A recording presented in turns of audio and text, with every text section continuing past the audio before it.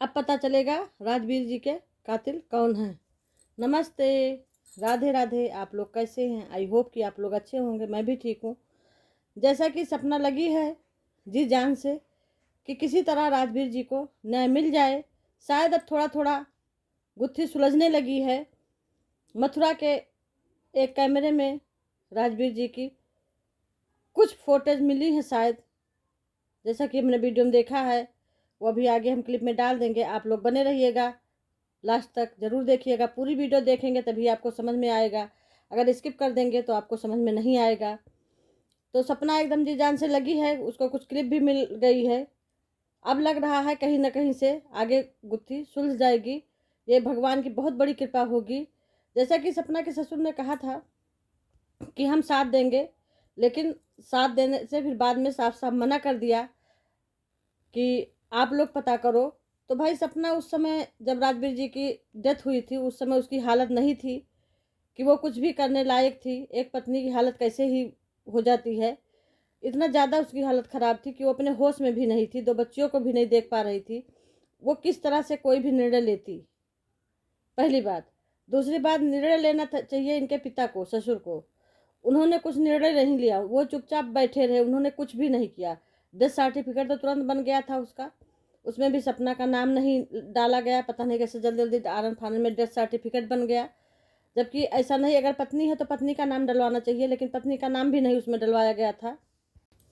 आनन फानन ने इन्होंने डेथ सर्टिफिकेट बनवा लिया। उसमें क्या लिखवाया, डेथ में से लिखा जाता है कि किस वजह से मृत्यु हुई, क्या हुआ।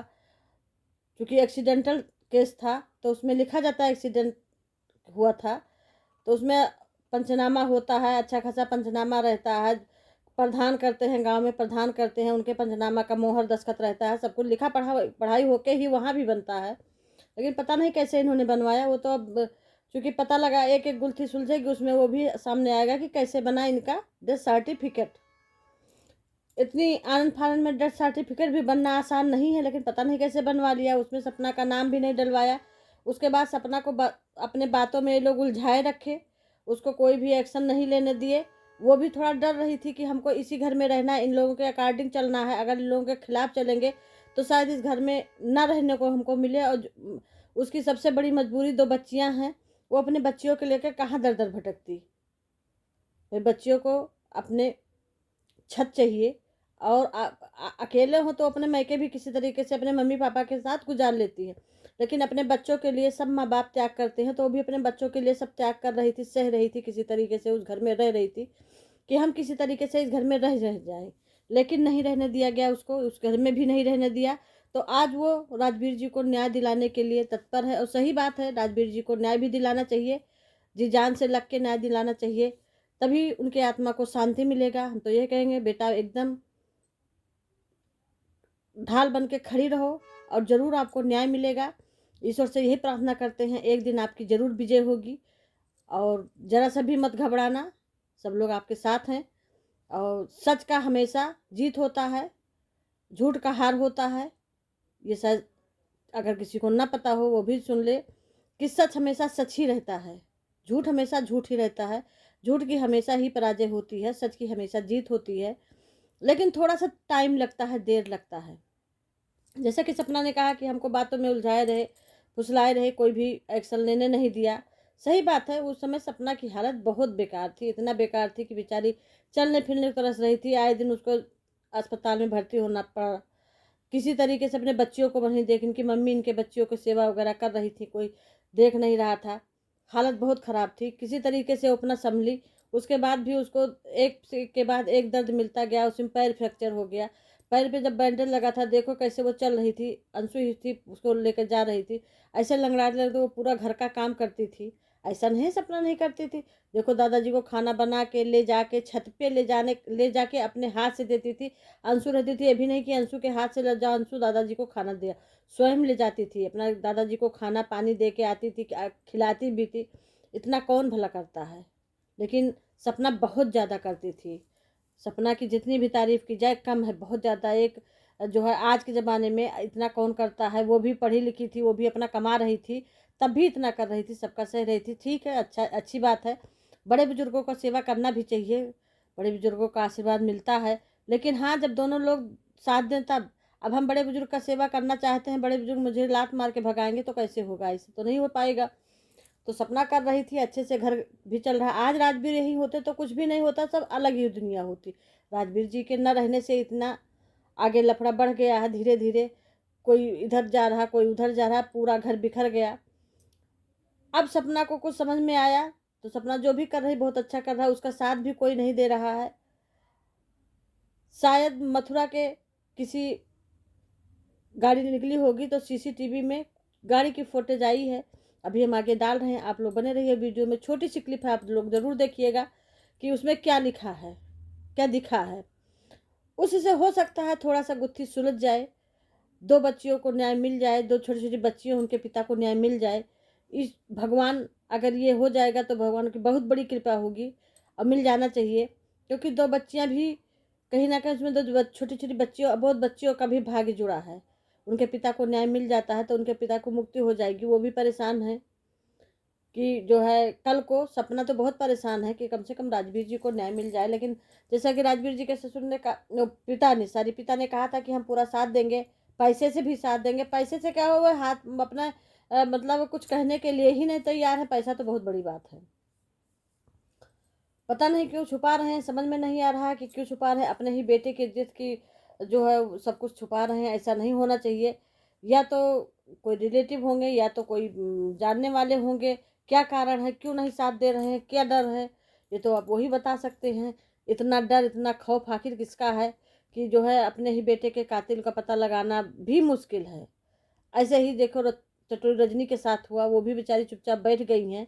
ऐसा उनको भी नहीं बैठना चाहिए, कम से कम कातिलों का पता लगाना चाहिए। लेकिन उनका बच्चा शायद नाबालिग था, इसलिए वो सब लोग कह रहे हैं कि उससे बैठ गई, खुद ही फंस जाती। अब जो भी हो, लेकिन ऐसा चुपचाप नहीं बैठना चाहिए, पता लगाना चाहिए। अब देखो इसमें कितना सफलता सपना को मिलता है। वैसे तो मिल जाएगा अच्छी सफलता, क्योंकि थोड़ी थोड़ी गुत्थी सुलझ जा रही है। आप लोग बने रहिए, आगे वीडियो हम डाल रहे हैं, आप लोग देखिए। सेफ्टी अपनी लेके बैठी हूँ, तो मुझे तो इस केस की पूरी छानबीन करनी है।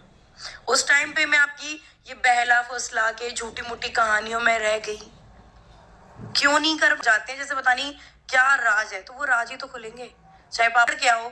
जब आपने बोला है कि आप साथ देंगे, आप साथ देंगे, तो आप कैसे साथ देंगे? और इतना नहीं बता पा रहे कि बनवाया किस बिहाफ पे बनवाया, तो आप क्या साथ देंगे? अपने आप को छानबीन पता लगाओ। तो मतलब हम पागलों की तरह डोले, आप शब्दों में नहीं बता पा रहे, एक हेल्प ये नहीं कर पा रहे कि हाँ उसने बनाया था, क्योंकि उसमें फंसेंगे तो सब लोग। जिसने के पापा ने बनवाया है और जिसने बनवाया सब मिले हुए हैं। अब अंशु के पापा भी बोलेंगे किसके कहने से बनवाया क्या है, या उन्होंने डायरेक्ट बनवाया है। अब इसमें अंशु के पापा भी जवाब देंगे किस कहने पे बनवाया है। ये देखिए राजवीर जी अब इस दुनिया में रह रहे हैं, भगवान जहाँ भी रहे इनके आत्मा को शांति दे। अब इसमें देखते हैं कौन कौन मिला है, कौन कौन सामने आता है। यहाँ देखिए कितना है, उससे दादाजी को खाना भी बेचारी खिला रही हैं। पैर में फ्रैक्चर हो गया, देखे चल रही हैं, सब पूरा काम भी कर रही थी, लेकिन तब भी नहीं इनको रोका गया। राजवीर जी जब खत्म हुए थे तो तुरंत कागज पत्तर मंगाने की क्या जरूरत थी? जहाँ कागज रखा था वहीं रखा रहने देते, काम वगैरह हो जाता तो आराम से सब लोग मिल करके जो भी सबके उसमें उचित होता वैसे ही काम करना चाहिए। सबके यहाँ ऐसा ही होता है, ऐसा नहीं होता है कि लाश इधर से गई नहीं कि कागज पत्तर तुरंत उठा के अपने कब्जे में ले लो, फिर इधर का उधर सब अपने हिसाब से करो। तो ये कहीं ना कहीं एक साजिश भी लग रही है, क्योंकि ये था कि जैसे तुरंत अपना कागज पत्तर पैसा वगैरह हम लोग अपने उसमें ले ले, नहीं सपना कहीं इधर उधर न कर दे। कहीं दिमाग में ये रहा होगा। अच्छा वो चलो ठीक है, अगर उनके पापा मांगते तो ठीक है, लेकिन इनके पापा को, छोटी जीजी के पापा को क्या हक था मांगने का? हम तो नहीं समझ रहे। इनको इनको तो और घर को संभालना चाहिए, जोड़ना चाहिए कि हाँ ये गलत कर रहे हैं, आप इनको रखिए, ऐसी ऐसी है।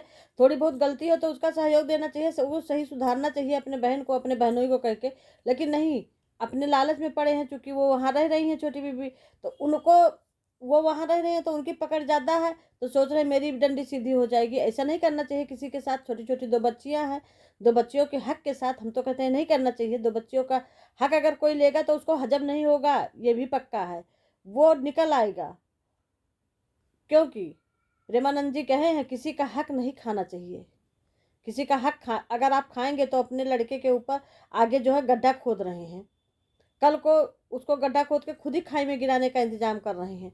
वो लड़का शराबी मिल गया, जुआड़ी मिल गया, कुछ भी होगा, खा पी के सब नष्ट कर देगा पूरा। बच्चों को बना रहे, दो बच्चों का हक आप छिनवा रहे हैं। ऐसा नहीं किसी को करना चाहिए कि जो है जैसा कि सब लोग कह रहे हैं, आपको ऐसा कदाप नहीं सब चीज़ मांगना चाहिए। आपको समझाना चाहिए कि हाँ अच्छे से रहें, सब लोग इकट्ठे रहें। लेकिन किसी ने सपना का साथ नहीं दिया। सब लोग यही चाहते थे किसी तरीके से परिवार बिखरे, तो वो परिवार बिखर गया। लेकिन आज सपना उठ खड़ी हुई, सपना को होश आ गया कि हमको क्या करना है। राजवीर जी को न्याय दिलाना है, अपना घर भी ले ली, मकान भी ले ली। बहुत अच्छा बेटा, एक दिन बेटियां ही पढ़ लिख के आगे निकल जाएंगी, सब कुछ पीछे छूट जाएगा, अच्छा ही होगा। अगर ये वीडियो अच्छी लगी हो तो लाइक करिए, शेयर करिए, कमेंट करिए, सब्सक्राइब करिए। सब्सक्राइब करना ना भूलिए, ज़्यादा से ज़्यादा लोगों में शेयर करिए। नमस्ते, राधे राधे, जय श्री राम।